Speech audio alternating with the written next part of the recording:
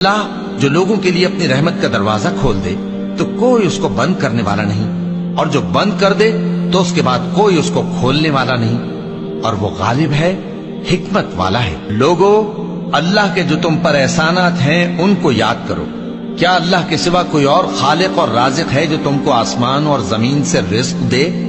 اس کے سوا کوئی معبود نہیں، بس تم کیسے الٹائے جاتے ہو؟ اے پیغمبر، اگر یہ لوگ تم کو جھٹلائیں تو تم سے پہلے بھی پیغمبر جھٹلائے گئے ہیں، اور سب کام اللہ ہی کی طرف لوٹائے جائیں گے۔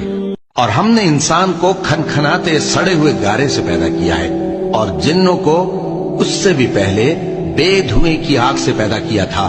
اور وہ وقت قابل ذکر ہے جب تمہارے پروردگار نے فرشتوں سے فرمایا تھا کہ میں کھنکھناتے سڑے ہوئے گارے سے بشر بنانے والا ہوں، بس جب میں اس کو درست کر لوں اور اس میں اپنی طرف سے روح پھونک دوں تو اس کے آگے سجدے میں گر پڑنا۔ چنانچہ فرشتے تو سب کے سب سجدے میں گر پڑے مگر شیطان کہ اس نے سجدہ کرنے والوں کے ساتھ ہونے سے انکار کیا۔